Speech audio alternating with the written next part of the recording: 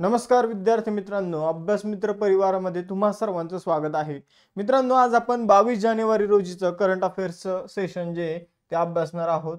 या सेशनमध्ये मित्रांनो आपण अत्यंत महत्त्वाचे 12 क्वेश्चन आणि त्यांचं स्पष्टीकरण मी तुम्हाला देणार आहे। आणि आजपासून मी टेस्ट क्वेश्चन जो आहे तो दररोज मी काय करतो, या सेशन मधलाच टेस्ट क्वेश्चन देतो।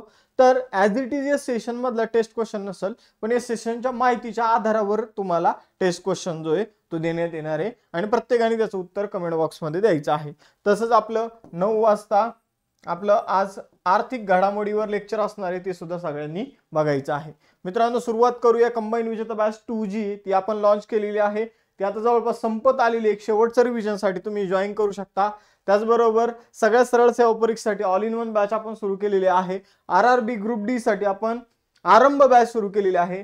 टेटची बॅच आपण सुरू केलेली द्रोणाचार्य नावाने, आणि त्याचबरोबर लेखा व कोशागार विभागासाठी रेकॉर्डेड बॅच आपण सुरू केलेली आहे।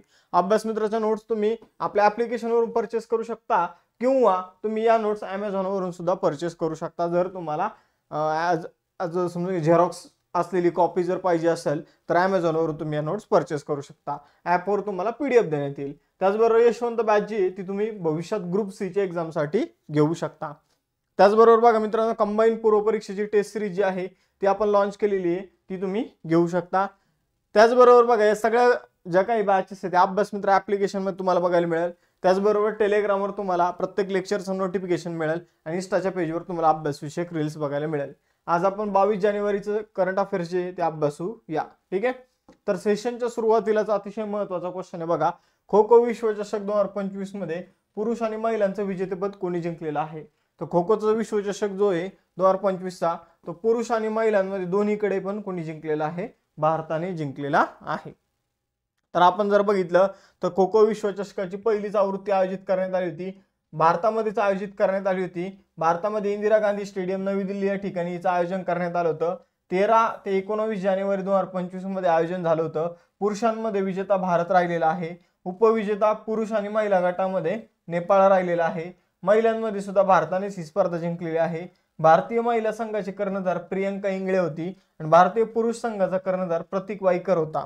त्याचबरोबर शुभंकर होता तारा आणि तेजस। त्याचबरोबर अजून माहिती घेऊया या विश्वचषकाबाबत, जसं की खो खो मध्ये एका टीम मध्ये किती प्लेयर असतात? 12। त्यानंतर आपण जर बघितलं तर प्रत्येक बाजूने किती खेळाडू मैदानात उतरतात? तर 9। आपण जर बघितलं तर पोल डाईव्ह कोणत्या खेळाशी संबंधित आहे? खो खो। त्याचबरोबर खो खो फेडरेशनची स्थापना कधी करण्यात आली? 1955। त्यानंतर खो खो खेळाचे जनक म्हणून कोणाला ओळखलं जातं? तर बाळ गंगाधर टिळक यांना। खो खो खेळातील खो हा शब्द कोणत्या भाषेतून घेतलेला आहे? तर मराठी भाषेमधून। खो खो आपण जर बघितलं तर या खेळाचा उगम कुठे झालेला आहे? तर महाराष्ट्रामध्ये। पेंग्विन जागरूकता दिवस 2025 मध्ये कधी सेलिब्रेट करण्यात आला? तर पेंग्विन जागरूकता दिवस 2020 मध्ये सेलिब्रेट करण्यात आलेला आहे, लक्षात ठेवायचं आहे।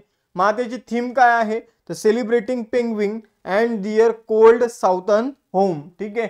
तर अशी याची थीम आहे। पहिले पेंग्विन जे आहे ते अवकाशामध्ये उडत नव्हते, पण आता आपण जर बघितलं तर वातावरण बदल्यामुळे ते अवकाशामध्ये उडायला सुद्धा लागलेले आहे। एवढं तुम्हाला लक्षात ठेवायचं आहे। आपण जर बघितलं तर IUCN म्हणजे international union for conservation of nature यांनी पेंग्विनला लाल सूची म्हणजे रेड लिस्ट मध्ये वर्गीकृत केलेलं आहे, हे सुद्धा लक्षात ठेवा। यानंतर पुढे जाऊया, 2025च्या जानेवारी महिन्यामधील काही महत्त्वाचे दिवस बघूया। जसं की 20 जानेवारी हा पेंग्विन दिवस होता। त्याचबरोबर जागतिक कुटुंब दिन होता 1 जानेवारी। त्याचबरोबर आपण जर बघितलं DRDO ने 1 जानेवारी 2025 ला आपला कितवा स्थापना दिवस सेलिब्रेट केला? तर 67वा। सावित्रीबाई फुले यांची जयंती कधी होती? तर 3 जानेवारी। जागतिक ब्रेल दिवस कधी होता? 4 जानेवारी। राष्ट्रीय पक्षी दिवस कधी होता? 5 जानेवारी। जागतिक युद्ध अनाथ दिवस कधी होता? 6 जानेवारी। भारतीय मानक ब्युरोचा 78वा स्थापना दिवस कधी होता? तर 6 जानेवारी। त्यानंतर आपण जर बघितलं पृथ्वी परिभ्रमण दिवस 8 जानेवारी। 18वा प्रवासी भारतीय दिवस 9 जानेवारीला सेलिब्रेट करण्यात आला। आणि प्रवासी भारतीय दिवसाची परिषद कुठे आयोजित करण्यात आली होती? तर भुवनेश्वर ओडिशामध्ये। त्यानंतर राष्ट्रीय मानवी तस्करी जागरूकता दिवस 11 जानेवारी। थीम होती कनेक्टिंग द डॉट्स। जागतिक हिंदी दिवस 10 जानेवारी। राष्ट्रीय युवा दिवस 12 जानेवारी। भारतीय लष्कर दिवस 15 जानेवारी। राष्ट्रीय स्टार्टअप दिवस 16 जानेवारी। भारतातील लोकपालाचा पहिला स्थापना दिवस 16 जानेवारी। आणि राष्ट्रीय रस्ता सुरक्षा सप्ताह 11 ते 17 जानेवारी. तर हे सगळे दिवसावर आपण क्वेश्चन बघितलेला आहे. अमेरिकेचे 47वे राष्ट्रपती म्हणून कोणी शपथ घेतलेली आहे? तर अमेरिकेचे 47वे राष्ट्रपती बनलेले आहे मित्रांनो डोनाल्ड ट्रम्प. ठीक आहे, तर डोनाल्ड ट्रम्प कोणत्या पार्टीचे आहे? रिपब्लिकन पार्टीचे कोण आहे? डोनाल्ड ट्रम्प आहे. त्यांनी डेमोक्रेटिक पक्षाच्या कुणाला हरवलेला आहे? तर कमला हॅरिसला त्यांनी हरवलेला आहे. डोनाल्ड ट्रम्प हे सगळ्यात जास्त एज असलेले व्यक्ती आहे अमेरिकेचे राष्ट्रपती बनणारे. त्यांचं एज आहे 78 वर्ष. त्याचबरोबर जर बघितलं मित्रांनो तर डोनाल्ड ट्रम्प जे आहे, ठीक आहे, त्यांच्यावर 34 वेगवेगळ्या खटल्यांमध्ये त्यांच्यावर जे आरोप होते तर ते सिद्ध झालेले, म्हणजे एक दोषी व्यक्ती पहिल्यांदा अमेरिकेचा राष्ट्रपती बनलेला आहे, हे सुद्धा तुम्हाला लक्षात ठेवायचं आहे. ठीक आहे, डोनाल्ड ट्रम्प यांना आपण जर बघितलं तर 270 इलेक्ट्रोल वोट्स पाहिजे होते, त्यांना मिळाले 290 इलेक्ट्रोल वोट्स. त्यामुळे त्यांना मोठी विजय जो आहे तो इथे मिळालेला आहे. ठीक आहे, तर 20 जानेवारी 2025 रोजी त्यांनी आपल्या राष्ट्रपती पद जे आहे तर त्याची शपथ घेतली. त्यांना ती शपथ जी ती जस्टिन जॉन रॉबर्ट्स हे न्यायाधीश होते, तर त्यांनी ही शपथ दिलेली आहे. सर्वोच्च न्यायालयाचे मुख्य न्यायाधीश आहे अमेरिकेमध्ये, तर त्यांनी ही शपथ दिलेली आहे. आणि शपथविधीला भारताचे परराष्ट्र मंत्री डॉक्टर एस जयशंकर यांनी सुद्धा शपथविधीला ते हजर राहिलेले आहे. एवढं आपल्याला लक्षात ठेवायचं. त्यांना आमंत्रण देण्यात आलं होतं आणि एस जयशंकर त्यांच्या शपथविधीला गेले होते. आपण जर बघितलं तर USA ची राजधानी वॉशिंग्टन DC, चलन आहे US डॉलर. त्यानंतर उत्तर अमेरिका खंडामध्ये USA येतो. 47वे राष्ट्रपती डोनाल्ड ट्रम्प. त्यानंतर अमेरिकेने कोणत्या वर्षी लोकशाही राज्यघटना स्वीकारली? तर राज्यघटनेचा स्वीकार 1787 मध्ये केला. राज्यघटनेतील पहिले 3 शब्द आहे वी द पीपल. त्याचबरोबर डोनाल्ड ट्रम्प सत्तेमध्ये आल्या त्यांनी जवळपास 90+ गोष्टींवर सह्या केलेल्या आहे, 90+ गोष्टी लागू केलेल्या आहे. त्यानंतर मेक्सिकन गल्फचं नाव त्यांनी अमेरिकन गल्फ असं सुद्धा केलेलं आहे. तर या गोष्टी लक्षात ठेवा. डोनाल्ड ट्रम्प खूप मोठमोठे चेंज करणार आहे, त्यांच्यामुळे भारताला खूप मोठा लॉस सुद्धा झालेला आहे. कारण ब्रिक्स मध्ये जे काही देश येते, ठीक आहे, ब्रिक्स मध्ये जे काही देश येतात तर त्यांच्यावर त्यांनी 100% टॅक्सची घोषणा केलेली आहे. म्हणजे आपण जर एखादी गोष्ट अमेरिकेमध्ये 100 रुपयात पाठवली तर अमेरिकन सरकार अजून 100% टॅक्स तिच्यावर लावणार, म्हणजे ती वस्तू अमेरिकेमध्ये 200 रुपयाला विकणार. तर अशा प्रकारे डोनाल्ड ट्रम्प यांनी घोषित केल्यानंतर आपलं शेअर मार्केटमध्ये खूप मोठा आपल्याला काय बघायला मिळालेलं आहे? शेअर मार्केट खूप मोठ्या प्रमाणावर पडलेलं आहे. ठीक आहे, तर लक्षात ठेवा. यानंतर पुढे जाऊया. 4था क्वेश्चन, भारतातील पहिली खाजगी सेमीकंडक्टर उत्पादन सुविधा कोणत्या राज्यात सुरू करण्यात आलेली आहे? तर भारतामध्ये पहिली खाजगी सेमीकंडक्टर उत्पादन सुविधा आंध्र प्रदेशमध्ये सुरू करण्यात आलेली आहे. कोणी सुरू केली? तर इंडिचिप सेमीकंडक्टर्स कंपनी आणि जपानची यतोहा मायक्रो टेक्नॉलॉजी कंपनी. ठीक आहे, तर इंडिचिप सेमीकंडक्टर कंपनी आणि यातोहा जपानची मायक्रो टेक्नॉलॉजी कंपनी आहे. ठीक आहे, या दोघांनी मिळून सुरू केली. या दोघांनी मिळून आंध्र प्रदेशमध्ये 14,000हून जास्त कोटींची गुंतवणूक जी आहे ती केलेली आहे. कोणती इलेक्ट्रिक गोष्ट असेल तर तिथे सेमीकंडक्टर गरजेचं असतं, त्यामुळे सेमीकंडक्टर भारतामध्ये निर्माण करणे ही काळाची गरज झालेली आहे. त्यामुळे हा प्रकल्प स्थापित करण्यात आलेला आहे आंध्र प्रदेशमध्ये. 5वा क्वेश्चन आहे, जानेवारी 2025 मध्ये बेंगलोरमध्ये देशाच्या 5व्या US कॉन्सुलेटचं उद्घाटन कोणी केलेलं आहे? तर बघा मित्रांनो, अमेरिका भारतामध्ये त्यांचं एम्बॅसी स्थापन करणार आहे. कितवी? तर 5वी. मग 5वी एम्बॅसी कुठं स्थापन करणार आहे? तर ती स्थापन केली जाणार आहे बेंगलोरमध्ये. ठीक आहे, एम्बॅसी मध्ये काय असतं तर आपण समजून घ्या, अमेरिकेला जायचं तर व्हिसा वगैरे घेऊ शकतो किंवा अमेरिकेशी संबंधित गोष्टी ज्या आहे तर त्या एम्बॅसी मध्ये केले जातात. मग आता ही 5वी एम्बॅसी जी आहे त्याला US कॉन्सुलेट सुद्धा म्हटलं जातं. तर हे 5वं US कॉन्सुलेट मित्रांनो, याचं उद्घाटन जे आहे ते डॉक्टर एस जयशंकर यांनी केलेलं आहे. 5व्याचं उद्घाटन कोणी केलं? डॉक्टर एस जयशंकर यांनी केलेलं आहे. ठीक आहे, आपण जर बघितलं तर आपले परराष्ट्र मंत्री एस जयशंकर आणि अमेरिकेचे राजदूत एरिक गारसेटी या दोघांनी मिळून याचं उद्घाटन जे आहे ते केलेलं आहे. मित्रांनो, लगेच या ठिकाणी व्हिसा वगैरे मिळणार नाहीये. ही कॉन्सुलेट पूर्णपणे सुरू होण्यासाठी थोडा वेळ लागणार आहे, लक्षात ठेवा. चंद्रावरून पृथ्वीच्या चुंबकीय आवरणाचा अभ्यास करण्यासाठी कोणती अंतराळ संस्था लेक्सी मिशन लॉन्च करणार आहे?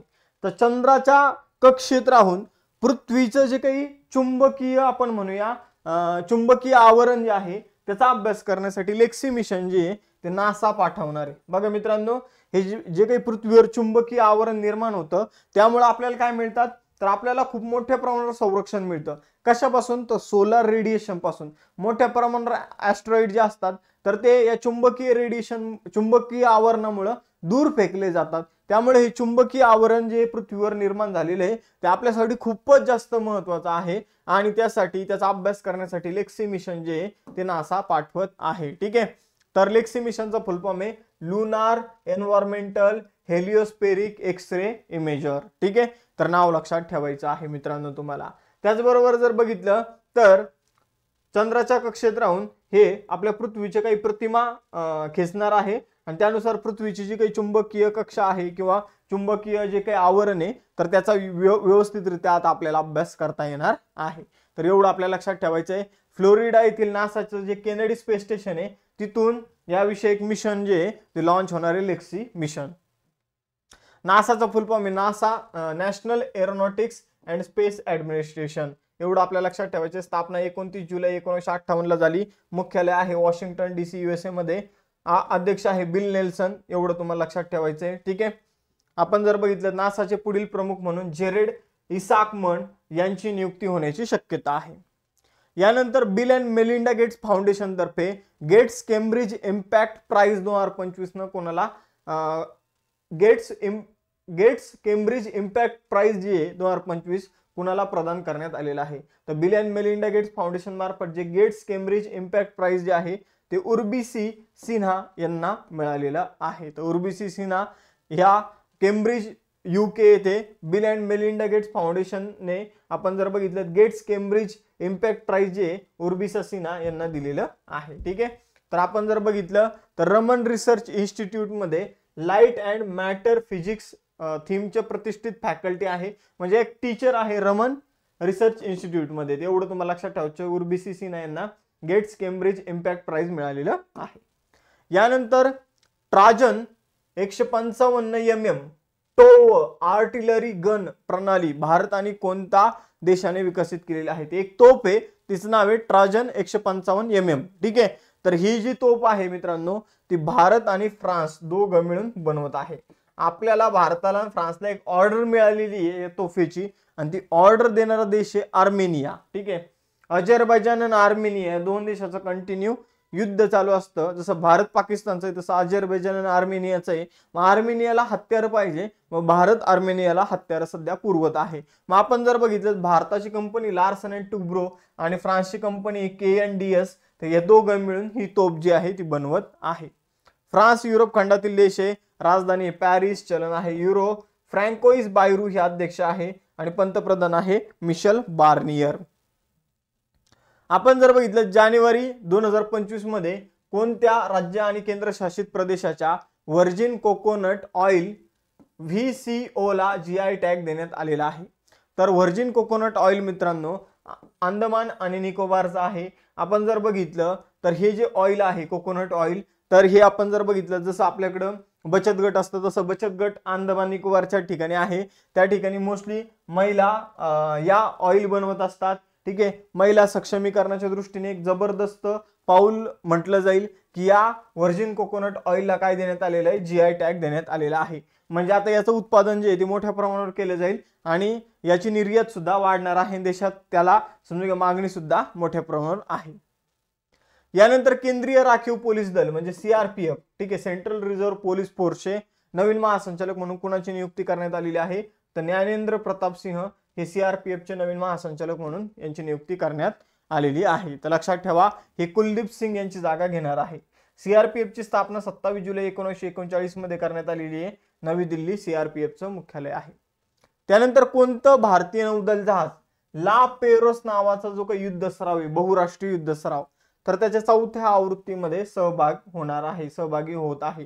तर आपण बघा INS Indian naval ship Mumbai जी आहे तर ला पेरोस नावाच्या बहुराष्ट्रीय युद्ध सरावामध्ये सामील होणार आहे.